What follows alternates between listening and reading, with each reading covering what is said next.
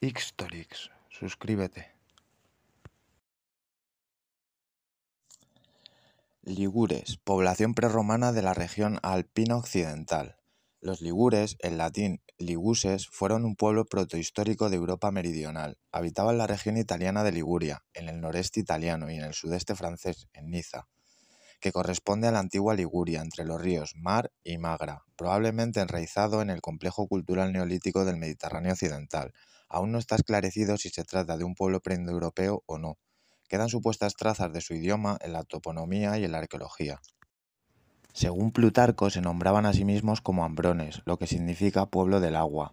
La palabra ligur es probablemente de origen griego.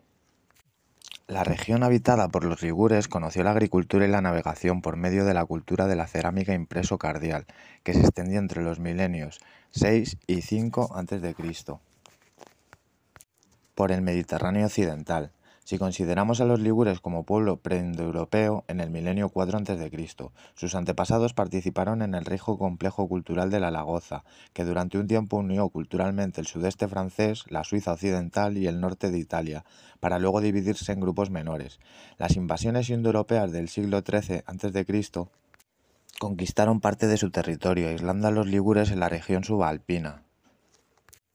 Un fragmento de un texto de los catálogos de Hesíodo del siglo VIII a.C., citado por Estrabón, menciona a los ligures entre los tres grandes pueblos bárbaros junto a los etíopes y a los escitas. La interpretación más frecuente de este texto es que los ligures controlaban en aquel entonces la extremidad occidental del mundo conocido por los griegos. Este fragmento ha sido considerado válido, aunque hace poco se ha encontrado un papiro egipcio del siglo III que cita a los libios en vez de a los ligures, y se conjetura que puede ser un error de transcripción. Rufio Festo, en su traducción al latín de un relato de viajes, probablemente Masaliota, datado de finales del siglo VI a.C., indica que los ligures antiguamente se habían extendido hasta el Mar del Norte antes de ser rechazados o asimilados por los celtas.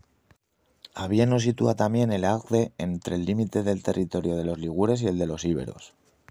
El Periplo Pseudo-Escitax, escrito a finales del siglo VI, da las siguientes indicaciones: ligures e íberos, después de los íberos habitan los ligures, y los íberos mezclados hasta el Ródano. La navegación desde Ampurias hasta el Ródano era de 2 días y 1 noche. Más allá del Ródano, siguiendo los ligures hasta el Antión. En esta región se encuentra la ciudad romana de Masalia con su puerto. Ya en el siglo IV a.C. describían a Liguria como una región costera entre Emporión y la zona del poblamiento de los Tirrenos. Y afirmaban también que eran los celtas que eran el pueblo celta más grande de Occidente. Aristóteles, en el siglo IV,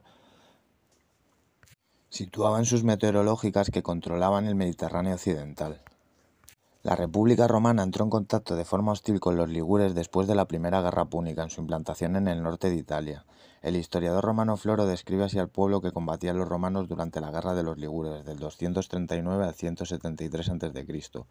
Los ligures, acuartelados en el fondo de los Alpes entre los ríos Mar y Bagra, escondidos por medio de matorrales, eran más difíciles de encontrar que de vencer, con la seguridad que les proporcionaban sus retiradas del campo de batalla. Por su prontitud en huir, esta raza infatigable y ágil se entregaba más bien al bandolerismo que a la guerra. Tito Livio refiere que hacia el año 189 los ligures infligieron un revés militar a la legión romana de Lucio Bebio, que se rindió en Hispania. Plutarco relata que durante la guerra de Yugurta y la guerra cimbria, los ligures sirvieron de tropas auxiliares en el ejército romano. En el transcurso de este último conflicto jugaron un importante papel en la batalla de Aquae Sestae. En el año 49, los ligures, a través de la Lex Rocia, al igual que todos los demás pueblos del norte de Italia, obtuvieron la plena ciudadanía romana. Mientras que en el año 42 a.C., por voluntad de Julio César, la tierra de los ligures junto a los demás territorios del norte de Italia fue definitivamente y jurídicamente anexionada al territorio de la Italia romana. Ejército. Diodoro Sículo describe a los ligures como enemigos muy temibles, a pesar de no ser particularmente impresionables desde el punto de vista físico. Su fuerza y tenacidad los hace guerreros más peligrosos. Como prueba de esto, los guerreros ligures eran muy apreciados como mercenarios, y muchas potencias del Mediterráneo, como Cartago o Siracusa, fueron a Liguria a reclutar ejércitos para sus expediciones. Por ejemplo, Aníbal. Sus tropas de élite estuvieron formadas por un contingente de ligures. El armamento variaba según qué clase pertenecía al dueño. En general, la mayoría de los guerreros pertenecían a la infantería ligera, pobremente armada. El arma principal era la lanza, con cúspides que podían superar un codo, aproximadamente 45 centímetros, seguida por una espada de forma gala, a veces barata para estar hecha con metales blandos. Muy raramente los guerreros estuvieron equipados con lazos y flechas. La protección estaba confiada en un escudo de madera, simplemente de tipología celta. Un casco sencillo de tipo montefortino. Los cascos cornudos recuperados en el área de la tribu de los apuanos eran utilizados como propósitos ceremoniales. El guerrero lo llevaba para subrayar su virilidad y sus habilidades militares. El uso de la armadura no era conocido. La del guerrero sentado en el sitio parece por el desgaste una armadura de cuero, a pesar de que la estatua es atribuible al siglo V a.C., y la armadura quizás se utilizó solamente en este periodo. Incluso es posible que los guerreros más ricos poseyeran una armadura de material orgánico, como los galos, linotora o linotoras como los griegos. La infantería era válida para el combate a distancia como peltasta, pero podían luchar mano a mano cuando era necesario. Estrabón y Diodoro dicen que lucharon casi a pie debido a la naturaleza de su territorio, pero la caballería no fue enteramente desconocida. Estrabón dice que los Salles, una tribu que localizó al norte de Masalia, tienen una sustancial fuerza de caballería, pero estas eran una de las varias tribus celtolingures. Probablemente la caballería refleja el elemento celta. Los ligures parecen haber estado siempre a punto de comprometer tropas de mercenarios al servicio de otros. Los auxiliares son mencionados en el ejército del general cartaginés Amílcar en el 480 a.C. Los dirigentes griegos en Sicilia continuaron reclutando fuerzas de mercenarios ligures en el mismo trimestre tan tarde como en el tiempo de Agratocles. El comercio de mercenarios era una forma particular de ingresos, como atestiguan las fuentes griegas y romanas. Desde tiempos muy antiguos los ligures habían servido como mercenarios en los ejércitos del Mediterráneo occidental. El alistamiento tenía lugar en contingentes, evidentemente no para soldados individuales, cuando era esencial tener unidades que funcionaban bien. Siglos de experiencia en combates en las guerras con fenicios, etruscos, foceos, romanos y mucho después con los germánicos, los cimbros y los teutones proporcionaron a los ligures suficientes habilidades bélicas como para defenderse de las legiones romanas durante casi 2 siglos y vender sus habilidades de lucha. También eran piratas. En la antigüedad, una actividad paralela a la navegación era la piratería y los ligures no eran una excepción. Si lo consideraban apropiado, atacaban y saqueaban los barcos que navegaban por su costa. La cosa no es sorprendente, incluso en la antigüedad la forma más rápida de obtener bienes era robándolos. Después de todo, las continuas incursiones de los ligures en los territorios de los pueblos vecinos están bien documentadas y constituyen una voz importante en su economía. Los Singauni, una de las tribus de marineros situadas alrededor de Abigadun, hoy Albenga, fueron famosos por dedicarse al comercio y a la piratería. Hostiles a Roma, fueron sometidos por el cónsul Lucio Emilio Paulo Macedónico en el año 181 a.C. En el ejército romano, después de la conquista romana, algunos de ellos combatieron contra los macedonios en el tiempo de Cayo Mario.